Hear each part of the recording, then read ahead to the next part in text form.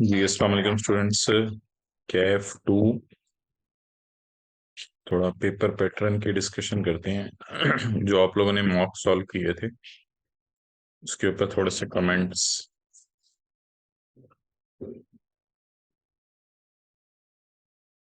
अच्छा जी, इसमें ये ना बड़ा अच्छा काम किया है एक भाई ने। ये जैसे न्यूमेरिकल सॉल्व करे ना, इन्होंने टोटल टैक्सेबल इनकम दोनों लिख दिया। क्योंकि ऑब्वियसली अगर सवाल के अंदर कोई सेपरेट ब्लॉक इनकम्स हैं, उसके बाद आपने टोटल टैक्सेबल इनकम निकाल ली है, तो ज़कात वगैरह तो डिडक्टेबल अलाउंस तो कोई नहीं है, तो फिर टोटल और टैक्सेबल इनकम दोनों लस लिखें, क्योंकि अक्सर रिक्वायरमेंट में टोटल और टैक्सेबल इनकम उसने मांगी होती है। और आगे चलते हैं जी। अच्छा भाई, आगे। अच्छा यार, ये देखें, कंसिडरेशन रिसीट पूछी हुई थी मॉक में एक सवाल के अंदर, इन रिस्पेक्ट ऑफ एक इंश्योरेंस कंपनी। तो अब इंश्योरेंस कंपनी के केस में जो लीज एसेट बेचा जाता है उसकी कंसिडरेशन रिसीट का तो स्पेसिफिक रूल था। और अब आप देखें, बिल्कुल एक गलत प्रोविजन लिखी है, consideration received shall be calculated as follows A minus B. हालांकि ए माइनस बी गेन निकलता है, खुद आप लिख रहे हैं कि ये कंसिडरेशन है। तो कंसिडरेशन में से कॉस्ट माइनस करें तो कंसिडरेशन कैसे निकल सकती है? Consideration shall be calculated as follows. तो इस तरह की भाई गलतियां ना करें सीधी सीधी। थोड़ा सा कोशिश करें बेहतर, अगर इंग्लिश भी बेहतर हो जाए। Sales tax charge on price, sales tax shall be charge on. थोड़ा सा एक फिक्रे की सेंस तो बनाएं। अच्छा ये देखिए, हम वर्किंग के रेफरेंस पे इन भाई ने दिए हैं, बड़ा अच्छा किया हुआ है। ये वर्किंग का रेफरेंस दिया हुआ है। अगली बात ये कि जब आपने टोटल इनकम निकालनी हो ना, तो एहतियातन इससे पहले एक डेढ़ लाइन छोड़ दिया करें। बाद में कोई चीज़ आपको पेपर में याद आई और आपने वहां लिखनी पड़ी तो फिर मसला होगा, इसलिए टोटल इनकम से पहले एक दो लाइन एहतियातन छोड़ दिया करें, ताकि वो जो फिगर निकले उसको तो आप लिख दें। अच्छा यार, यहाँ पे ना ये जो सेपरेट, ये जब टैक्स क्रेडिट्स वगैरह आप माइनस कर लेते हैं और सेपरेट ब्लॉक के टैक्स आपने ऐड करने होते हैं, तो यहाँ इनकम फ्रॉम अदर सोर्स का लफ्ज नहीं आएगा, यहाँ लफ्ज आएगा tax on income from other source. और टैक्स ऑन, ये तो इनकम तो नहीं है, ये तो टैक्सेस हैं। तो इसलिए इसका जरा ध्यान रखें, जो जहाँ पे चल रहा है वो लिखें। और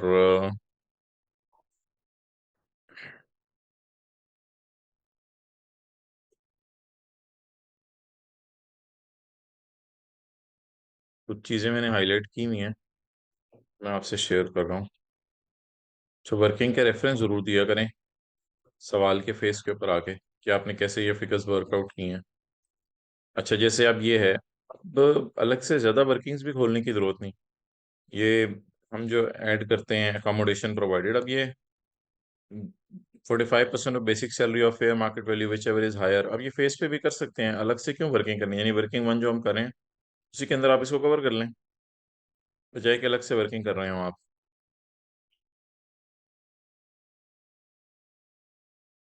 अच्छा, दूसरा,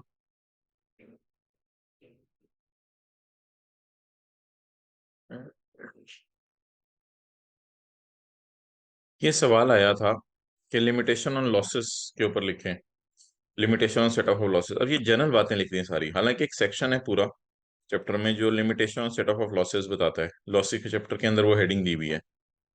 तो वो जो किताब के शुरू में सफ़े हैं ना, उनको जरूर रेफर कर लें, जहाँ सेक्शंस की हेडिंग्स दी हुई हैं।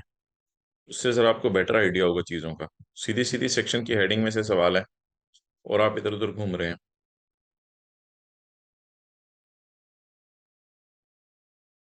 और जी, आगे भी कुछ चीज़ें हाईलाइट की हुई हैं मैंने।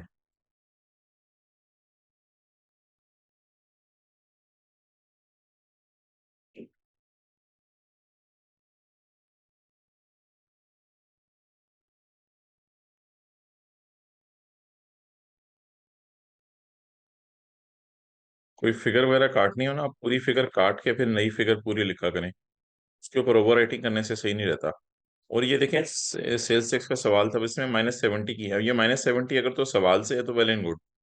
और अगर आपने किसी चीज़ पे परसेंटेज लगाई है, एक मिसाल दे रहा हूँ, अगर आपने 100 पे 70% लगाया है, तो ये लिखें, ताकि उससे पता चले कि इस फिगर पे क्या लगा के आपकी ये 70 की फिगर निकली है।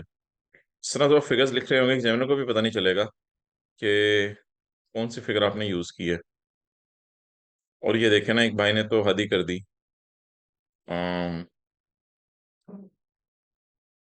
IFS IFB, प्लीज न्यूमेरिकल के फेस के साथ ये सलूक ना करें। तो कहता हूँ वर्किंग में भी पूरी हेडिंग दे दें। देखिए वर्किंग में शायद इन्होंने पूरी हेडिंग दी है।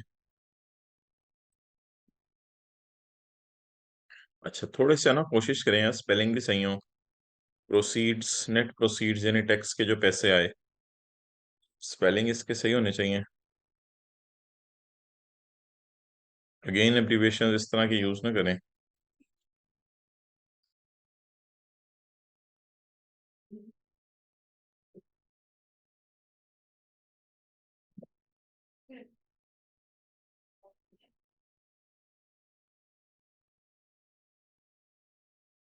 सवाल की रिक्वायरमेंट अच्छी तरह पढ़ा करें, फिर उसको जो है वो आगे लेके चला करें।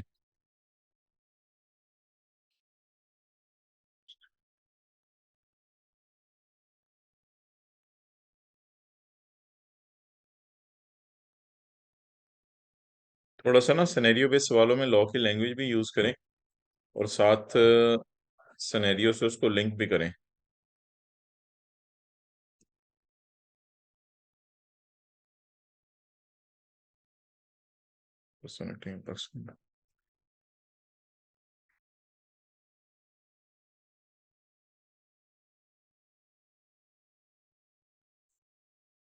ठीक है जी। बाकी थ्योरी में ये जो मैंने आपको मसला बताया इसको थोड़ा एड्रेस करें। उसमें हर चैप्टर के ना दो तीन सिनेरियो बेस्ड सवालों के सोल्यूशन आप पीछे से देखें, फिर आपको जरा आइडिया होगा कि क्या करना है। अब ये इस तरह की वेग ना लिखें, two year from the year in which court decided the case, from the end of the year. तो स्टार्टिंग टाइम बिल्कुल सही बताएं, from the end of year या from the start of year, जो भी वहां लिखा हुआ है उसको सही तरीके से आप लिखें। ठीक है जी। ओके, अस्सलाम वालेकुम।